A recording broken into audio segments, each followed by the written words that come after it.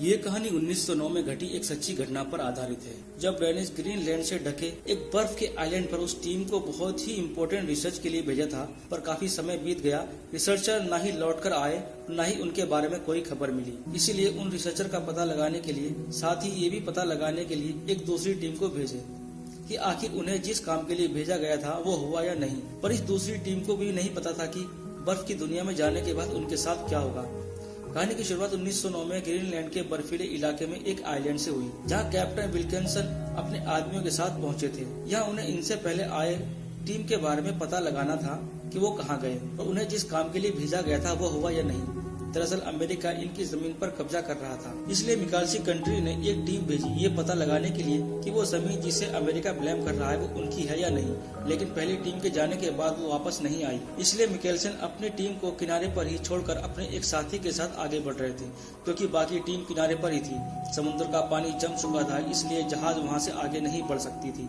Captain को अपनी team का पता लगाने के साथ ये भी पता लगाना था कि ये आइलैंड अमेरिका जिसे ब्लेम कर रहा है वो उसका है या नहीं।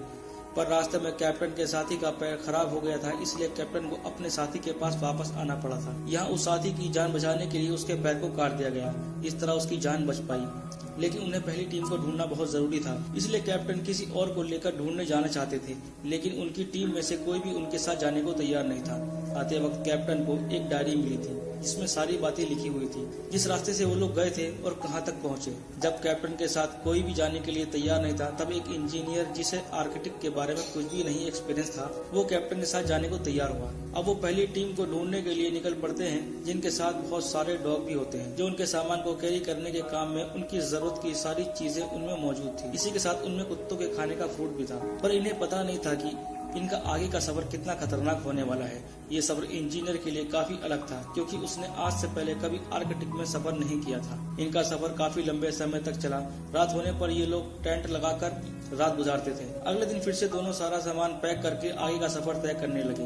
इनका सफर कई दिनों तक चलता रहा। दिन में सफर करते थे तो रात को टेंट लगाकर आराम करते थे। ऐसे ही दोनों एक रात टेंट के अंदर थे। इसी बीच कैप्टन इंजीनियर को बताने लगा, मैंने पहली टीम को ढूंढ लिया था, लेकिन वहाँ कोई भी जिंदा नहीं था। उन्हीं के पास मुझे ये डायरी मिली थी। कैप्टन ने जानबूझकर ये बात अपनी टीम से छुपाई थी, क्योंकि उन्हें पता था कि अगर उसने ये बात बताई तो उसके साथ कोई भी जाने को तैयार नहीं होगा। पर हुआ भी ऐसा ही है, उसके साथ कोई नहीं आया। वो तो इंजीनियर का मन बदला तो उसके साथ चला आया। सुबह होते ही दोनों फिर से अपना सफर आगे बढ़ाते हैं। उन्हें ये पता लगाना था कि अमेरिका जिस लैंड पर क्लेम कर रहा है वो उसका है भी या नहीं। इसी बीच इन्हें सामने की खाई का अंदाजा नहीं था। गलती से इनका बहुत सारा सामान खाई में गिर जाता है। इसी बीच एक डॉग जो रस्सी से बंधा हुआ था वो भी खाई में लटक गया था। दोनों डॉग को बचाने की काफी कोशिश करते हैं, लेकिन बीच में से रस्सी टूट जाती है और डॉग नीचे गिर जाता है। लेकिन ये रुकने वाले नहीं थे। बचे हुए सामान को लोड करके आगे बढ़ते हैं। फिर भी इनका रास्ता आसान होने वाला नहीं था। चलते चलते इनको बहुत सारी प्रॉब्लम्स का सामना करना पड़ा। अब इन्हें अपनी टीम से दूर हुए 48 दिन बीत चुके थे, लेकिन अभी भी इन्हें पहली टीम नहीं मिली थी, न कोई ऐसा सुराग जो उस टीम से जुड़ा हो। चलते चलते रात हो गई थी। एक दिन दोनों आराम कर रहे थे। टाइम पास करने के लिए कैप्टन इंजीनियर के फोटो को देख रहे थे, जिसमें बहुत सारे लोगों की फोटो थी, जिसमें एक को कैप्टन पसंद करने लगा थे। सुबह होने पर दोनों फिर से सफर आगे बढ़ाते हैं। जैसे कि पहले इनका बहुत सारा डॉग फूड गिर चुका था, इस वजह से उनके पास जो कुत्ते थे उनके लिए बहुत कम खाना बचा हुआ था। लेकिन उन्हें खाना तो चाहिए था, इसलिए उन्हें बाकी कुत्तों को खिलाने के लिए उन्हीं में से एक कुत्ते को मारना पड़ा। धीरे धीरे टाइम बीतता जा रहा था। इनकी पहली टीम का अभी भी कोई नामो निशान नहीं मिला था। 84 दिन बाद ये लोग एक ऐसी जगह पहुंचते हैं जहां पहली टीम के कुछ प्रूफ दिखाई देते हैं। इस बात से ये साबित हो चुका था कि ये जमीन इनकी कंट्री का ही है। मिले लेटर को पढ़कर कैप्टन और इंजीनियर बहुत खुश हुए। इनका यहाँ आने का मकसद पूरा हो चुका था। पर ये 84 दिनों में इतना लंबा सफर तय कर चुके थे कि इन्हें वापस जाने के लिए इतनी बड़ी प्रॉब्लम का सामना करना पड़ेगा, जिसका इन्हें अंदाजा भी नहीं था। फिलहाल दोनों उसी जगह आराम करने का फैसला करते हैं। कुछ समय बाद दोनों वापस लौटने की तैयारी में थे। उनका सफर काफी जोखिम भरा था। उनको चलते चलते 132 दिन बीत चुके थे। जैसे जैसे वक्त बीतता जा रहा था, धीरे धीरे इनका सफर मुश्किल होता गया। इसी बीच इनका एक डॉग ठंड के मारे मारा जाता है। जैसे कि डॉग का फूड खत्म हो चुका था, इसीलिए उस कुत्ते के मांस को काट कर सभी कुत्तों को खिला दिया गया था। जैसे जैसे ये लोग आगे बढ़ रहे थे, इनकी हालत पहले से भी ज्यादा बिगड़ने लगी थी, क्योंकि इनके पास खाना भी बहुत कम बचा था। जितना भी था ये लोग थोड़ा थोड़ा करके खा रहे थे। इसी वजह से इनके शरीर में कमजोरी भी आने लगी थी। भूख मिटाने के लिए इंजीनियर एक बर्फीले इलाके में शिकार करने का फैसला करता है। बंदूक लेकर कैप्टन से काफी दूर चला जाता है। इसी बीच उसे एक बियर दिखाई पड़ता है। ये उसका शिकार करना चाहता था ताकि ये लोग उसका मांस खाकर कई दिनों तक सरवाइव कर सकें। उसका शिकार करने ही वाला था कि इतने में गोली की आवाज सुनाई पड़ती है, जिसे कैप्टन ने चलाया था। इंजीनियर भागते हुए कैप्टन के पास जाने लगा। दूर से देखा तो पता चला कि एक बियर कैप्टन पर हमला कर रहा है। वहाँ जितने भी डॉग थे वो सबको मार चुका था और अब कैप्टन पर हमला कर रहा था। कैप्टन की जान बचाने के लिए वो उस पर कई गोलियां चलाता है, जिसमें से कुछ गोलियां उसे लगी और कुछ नहीं। इसके बावजूद भी उस पर गोलियां का कोई भी असर नहीं हो रहा था, लेकिन इंजीनियर फिर भी उस पर गोलियां चलाता रहा। कई गोलियां लगने के बाद बियर मर गया और बर्फ के नीचे पानी में गिर जाता है, जिसके साथ कैप्टन भी गिर जाता है। लेकिन उसके शरीर में एक रस्सी बंधी हुई थी, जिसकी मदद से इंजीनियर कैप्टन को बाहर ले लेता है। लेकिन ठंडे पानी की वजह से उसकी तबीयत बहुत ज्यादा खराब हो जाती है। इसीलिए कैप्टन को तुरंत कैंप में लाया गया, जहाँ कैप्टन को थोड़ी सी राहत हुई। जैसे तैसे रात गुजरती है। सुबह होने पर बाहर देखा तो उनका आखिरी कुत्ता भी मारा जा चुका था। बाहर आकर देखा तो कैप्टन बची हुई लकड़ी को जलाकर अपने कपड़ों को सुखा रहा था। ये देखकर इंजीनियर को कुछ ठीक नहीं लगा, लेकिन कैप्टन ने उसे समझाते हुए कहा कि जब डॉगी हमारे पास नहीं रहे तो इन सब चीजों का हम क्या करेंगे। कुछ समय रुकने के बाद ये लोग फिर से अपना सफर आगे बढ़ाते हैं। इन्हें चलते चलते 164 दिन बीत चुके थे। 5.5 महीनों का सफर तय करने के बाद सारा खाना खत्म हो चुका था। दोनों बचने की उम्मीद छोड़ चुके थे, मगर फिर भी आगे का सफर जारी था। कुछ दूर आगे बढ़ने पर जब इन्हें लगा कि ये आगे नहीं बढ़ पाएंगे तो कैप्टन सारे सबूत को एक पत्थर के नीचे छुपा देते हैं, क्योंकि उन्हें उम्मीद है उन्हें ढूंढने के लिए एक दूसरी रेस्क्यू टीम जरूर आएगी। तब उन्हें ये सबूत मिल जाएगा कि अमेरिका जिस जमीन पर क्लेम कर रहा है वो उसका नहीं बल्कि हमारा जमीन है। कैप्टन को एहसास हो चुका था कि उनकी हालत पहले की टीम जैसी ही होगी, लेकिन इसके बावजूद भी वो वहाँ नहीं रुकते, वहाँ से आगे बढ़ने का फैसला करते। दोनों ऐसे ही बिना खाए पिए आगे बढ़ते रहे, क्योंकि उनके पास अब खाने के लिए कुछ भी नहीं बचा था। लेकिन दोनों हिम्मत करके आगे बढ़ते रहे और आखिर में उनकी मेहनत रंग लाई। वो उस जगह पर पहुंच चुके थे जहां से उन्होंने सफर शुरू किया था, जहां पर उनका शिप था और उनके साथी भी। लेकिन जब ये वहां पहुंचते हैं तो उनके साथी छोड़कर उनको जा चुके थे और जहां पर पानी मौजूद था वो अब बर्फ बन चुका था। उन्होंने अपनी शिप को तोड़कर एक छोटी सी झोपड़ी बनाई, क्योंकि इनके साथी को उम्मीद थी कि ये दोनों वापस जरूर आएंगे। अब ये दोनों यहाँ फंस चुके थे, लेकिन उनके साथी उनके लिए झोपड़ी में बहुत सारा खाना छोड़कर गए थे, जिसकी मदद से ये लोग कम से कम 1 साल तक जिंदा रह सकते थे।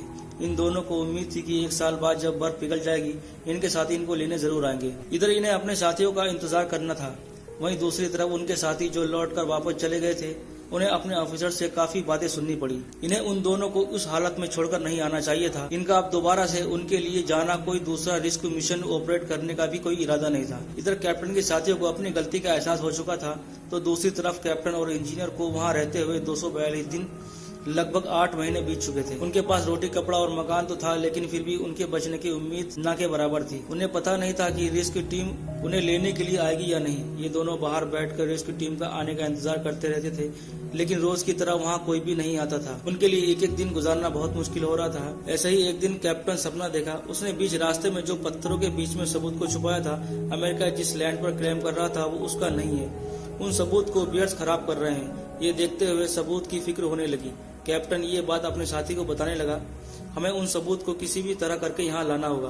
अगली सुबह दोनों सबूत की तलाश में निकल पड़ते हैं। जाने से पहले इंजीनियर कहता है कि हमें यहाँ से जाने से पहले एक लेटर छोड़कर जाना चाहिए, ताकि अगर कोई रेस्क्यू टीम यहाँ आए तो उन्हें पता चले कि हम यहाँ कुछ दिनों बाद वापस आ जाएंगे।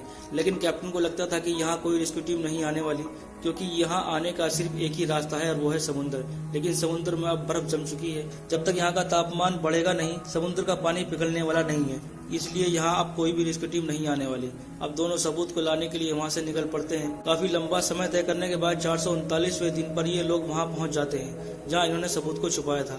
पत्थरों को हटाया गया तो इनका सबूत सही सलामत मौजूद था।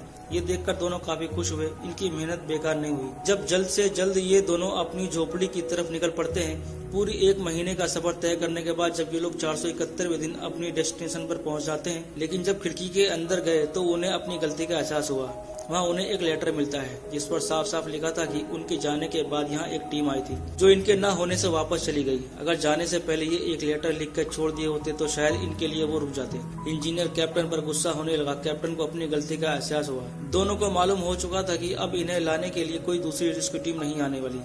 इधर ये अपनी गलती से परेशान थे तो दूसरी तरफ इन्हें अपनी कंट्री में मरा हुआ घोषित कर दिया गया था। लेकिन उन्हीं में से उनका एक साथी ऑफिसर उनके लिए एक दूसरी रेस्क्यू टीम भेजने के लिए कहने लगा। दूसरी तरफ ये दोनों अभी भी बर्फ के बीच बनी झोपड़ी में रह रहे थे। इन्हें अपनी टीम से अलग हुए 793 दिन यानी कि लगभग 2 साल गुजर चुके थे। वक्त जैसे जैसे बीतता जा रहा था दोनों की हालत खराब होने लगी। कैप्टन डिस्प्रेशन में चला गया था। इन्हें एक एक दिन गुजारने बड़ा मुश्किल हो रहा था। ऐसे ही एक दिन कैप्टन दूरबीन की मदद से बाहर का नजारे को देख रहा था तो उसे एक बलून दिखाई पड़ता है जिसमें से एक लड़की नीचे उतर रही थी। वो लड़की कैप्टन के पास आती है। ये लड़की वही थी जिसे कैप्टन ने फोटो में देखा था, जैसे वो उसे पसंद करने लगा था, जिसका नाम था माया। पर थोड़ी देर बाद हमें पता चलता है कि वहाँ कोई लड़की नहीं है, ये सब उनका दिमाग का वहम है। समय बीतने के साथ दोनों का दिमाग खराब होने लगा था। वहाँ उन्हें जो चीज मौजूद नहीं थी वही सब दिखाई दे रही थी। समय समय पर कैप्टन को नया दिखाई देती थी, वहीं इंजीनियर को उसको दादाजी। कुछ समय बाद उन्हें समझ में आ गया था कि ये सब उनकी दिमाग की हालत की वजह से हो रहा है, इसलिए वो दोनों सबसे पहले अपने दिमाग की हालत को ठीक करते हैं। ऐसे ही कुछ दिन और बीत जाते हैं। एक दिन दोनों कुछ आवाज सुनाई पड़ती है। इन्हें लगा कि कोई खतरनाक जानवर बाहर है, इसलिए अपनी सुरक्षा के लिए राइफल के साथ बाहर निकलते हैं। बाहर निकलकर देखते हैं तो कोई खतरनाक जानवर नहीं बल्कि उन्हें बचाने के लिए एक रेस्क्यू टीम आई हुई थी। उन्हें देखकर दोनों काफी खुश हुए।